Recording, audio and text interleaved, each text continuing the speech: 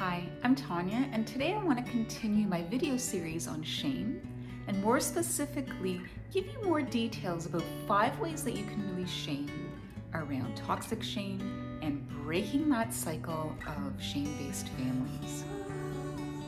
Let's get started. I first want to talk to you about Bradshaw's view of interconnectedness and shame. Because what happens is there's shame, and you're being shamed in a situation, and then there's the event. And so what happens is we have these memories around being shamed. So anytime we have to do maybe that particular task or go in that certain situation, there's a negative association, and it can actually make us freeze. It can be very triggering and bring back flashbacks. And I'm bringing this up because I see this a lot in the work that I do. People often think that, just the best storage solution is going to work, or some sort of organizing system is going to fix everything. But they're forgetting about the connection to their past and how they grew up and the shame around their upbringing. And so, for example, maybe you got in a lot of trouble for not doing well in a test. You could never do good enough. So now there's this negative association with homework, studying, and maybe it's transitioned into your work environment, and then not being good enough. Another example I see very often is that who taught you how to organize your bedroom and clean? Most clients didn't learn directly, or they didn't learn in a way that they weren't being shamed. So if you were being told, oh, why haven't you cleaned your room? It's still messy. And there's the shaming attached to that. Then what's going to happen when you become an adult? It's going to be tricky because you have that negative association. And so that's where this perfectionism comes up that I see often. And a person will either avoid it because they can't do it perfectly and they're used to being shamed, or they spend a significant amount of time on a small task to make it perfect so that they're not criticized. Either one can be one or a combination of those. People will do that as a coping mechanism, and neither are sustainable. Neither allow you to do the things that you need to do in your daily life, because you're always striving for this level of perfectionism that's non-attainable. Then you're never good enough, and then the shame just comes and topples over you. So that's why I'm talking about this, especially with the work that I do, because unless you release that shame, approaching different things in your day-to-day life, it's not going to be possible unless you release the shame and all those negative associations you have to things like cleaning, organizing, decluttering, maintaining your bills, being mindful about your time. If you don't remove that shame, you're not going to remove the negative associations and then being open to learning and growing, because that shame is just going to weigh you down and keep you either stuck in dorsal or keep you stuck in sympathetic nervous system. So let's look at the 5 ways that you can release it so that you can get a better hold on your life and live more in alignment and live more organized and simple and intentional with your time. So number 1 is naming the shame. I've experienced this, and I've actually spoken to people recently who've experienced this, where they didn't realize that what they were feeling was shame. So that's that beating yourself up, being really hard on yourself about certain situations, when in fact, it's not for you to be shameful about. So for example, if you didn't do well on a test, you don't need to feel shame about that and to feel horrible about yourself. It's okay, I didn't do well on this test because I didn't study, or I didn't ask for help because I was afraid, and then learning from it. It wasn't a shameful thing to not do well on that test. So it's being able to name that the emotion that you're feeling is shame.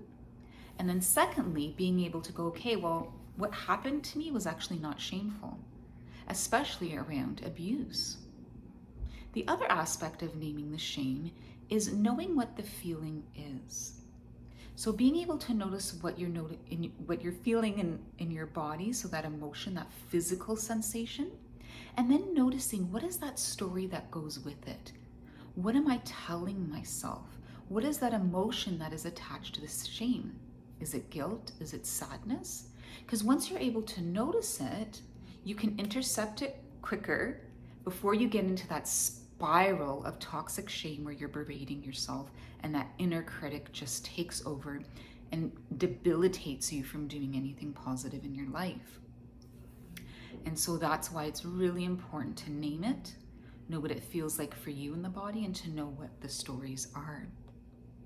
Let's look at number 2. So number 2 is creating healthy boundaries. This is tough for most people in general, especially if you grew up in a dysfunctional family, and especially if it was just filled with shame-based systems, right, as a way of communicating.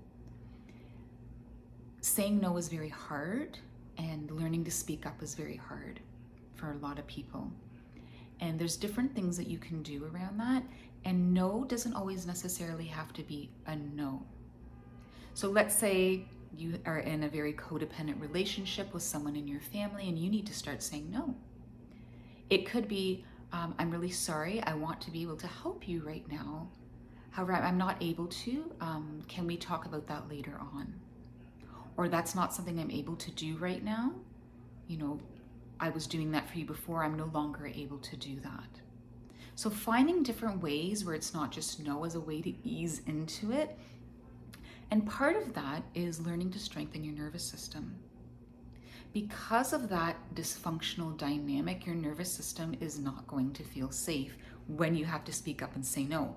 Because as a child, it meant serious consequences for speaking your opinion and saying how you felt. So if you're doing different exercises to strengthen your nervous system, when you're in a situation where you have to speak up, if you've been working on strengthening your nervous system, it's not going to feel so overwhelming. You're going to feel stronger, and you're not going to go into that extreme sense of danger when you have to speak up in a situation that may not be as dangerous as you think. Okay, and we're not talking about actual danger when you are in a situation where you are in direct danger with someone else. And so that ability to say no is really important, and it empowers you. It gives you back that confidence and that self-worth that was taken away when you grew up in a shame-based family. And so another aspect of this is being able to say no in a healthy relationship. Being able to say no to someone, whether it's a new friend, a new romantic relationship, a work relationship, and for a lot of people, it actually starts with a therapist or a trauma coach. And for you to actually be say like, no, I don't want to talk about that right now. And for the other person to be like, okay, that's all right. I respect how you feel. Because the more that you can do that in a healthy way, that's called relational healing. When you can do that with someone in a healthy way, it helps you to be able to heal from the past and stand in your power and do it more, and even with those people who are not respecting you in the past. Remember, this takes time and practice. So number 3 is trust for others. I always wondered why I either had complete trust for someone or none at all. It was like one extreme or the other. And I noticed this with clients as well. And that really comes from that dysfunctional family and that the shaming. You're being taught to be afraid of everyone. And then sometimes it might be this rebellion or just this sense of like wanting people to accept you. So then there's this extreme trust. And the reality is trust takes time. You need to build trust with someone. You need to test the waters and see, well, if I say how I feel, how is this person going to respond? Or are they going to react? Are they going to respect me? And when they do, okay, that strengthens the trust with them. And that really is a practice where you have to learn to discern. You have to learn to discern, okay, is this my trigger and a flashback? Or can I actually trust this person? And being able to separate and get a perspective of the situation instead of getting caught up in old patterns. And so by doing this practice, especially with someone like a therapist, and again, this is really another great one to do it in the form of relational healing, you can start to see, well, what does trust actually look like for me? What does it actually feel like? How does my body feel? Is my nervous system getting really panicky? Or am I actually feeling calm because I feel safe? And that's actually a good indicator that you can trust someone when you feel safe and you feel like you can speak your truth. And that I recommend watching my video on shame. I'll put it in the links below in the comment section, because the freedom of the 5 truths, one of them is just really being able to be you and speak your truth. So if you can do that feeling safe, that's a great sign that you can trust someone. So the next one is accountability. This is a tricky one because most likely there was a lot of denial in your family. There was a lot of scapegoating and blaming. So then no accountability for people's actions. And you can't help but take on that habit a little bit if you've grown up in that situation. And so I see people taking way too much responsibility for their actions because all that shame was dumped on them and all this scapegoating and blaming was dumped on them. And then they also can't handle things, so then they have a hard time being responsible. So it's kind of like a duality. And so it's understanding, well, where are you accountable? Where can you take responsibility for your actions, especially in situations that are unfair and someone's shaming you? How can you own your part of a situation without taking on shame that is not yours? And where can you see in your life that you need to step it up a little bit, right? You were maybe trapped in victim mode, but now that you're aware, now you have more of understanding of what was going on, where can you step it up just a little bit? Because if you're starting to feel challenged on this journey of releasing shame, that's a good sign, because it means that you're growing. Often people, it's happened a lot, I've had clients and no like negative comments about them, but a lot of the time they couldn't handle it and they stopped working with me because it was so challenging, so they thought they were doing something wrong. When in reality, it meant that they were growing because they were pushing themselves beyond their comfort zone and they were growing. And that's a really great thing to know, especially when you're starting to take accountability without the shame. The last one I want to talk about, number 5, is reconnecting with your intuition. You might be thinking, shame, intuition, what does that have to do, and if anything? Well, when we are grown up in a family where we're being shamed a lot, we can't speak our truth. We lose that connection with our inner knowing. We lose that connection of ourself, our power, our confidence. And so it's really important to connect to your inner knowing, your intuition, because then you trust yourself more and then you make decisions based on what's good for you, not out of fear and not out of shame. And so one way that I did this was I did a meditation where I took my hands and I imagined a white light and I expanded that white light, especially in my heart chakra. And I literally had my eyes closed and I expanded, and I connected with a feeling of love. And that could be done by connecting with someone that you love, things that you love, a place that brings you peace and power.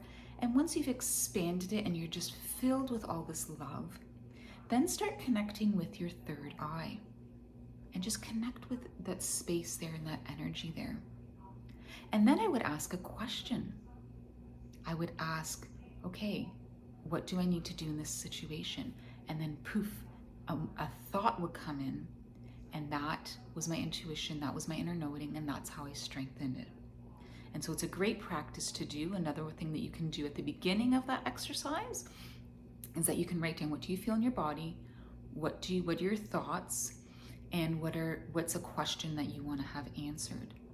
And after you've done that exercise of expanding that love and connecting with your third eye, you can go, okay, what do I need to know about this feeling of sadness? And just see what comes up and connect with that part of your body and go through that with the 3 things. And I'll put that in the description, that exercise, and it's also in my blog. The other thing is that when you connect with your intuition more and your inner knowing, you will take more risks because you trust yourself that if I make a mistake, it's okay. because I will learn from it. Because when you're filled with shame, it's very, very hard to do that.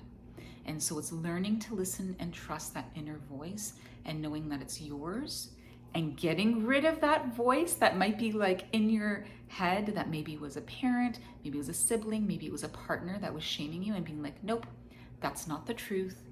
The truth is within me. So I hope that was very helpful for you. I recommend trying one and maybe focusing on it for like a week, couple weeks, even a month, maybe dabbling in each of them and seeing, which one do you want to really explore more. And of course, remembering to be gentle with yourself, embracing the challenge, and taking your time when you do this. If you haven't already, remember to like and subscribe, and check out my membership page with my monthly memberships where you can take courses and participate in bi-weekly live Q&A sessions. Thank you, and until next time.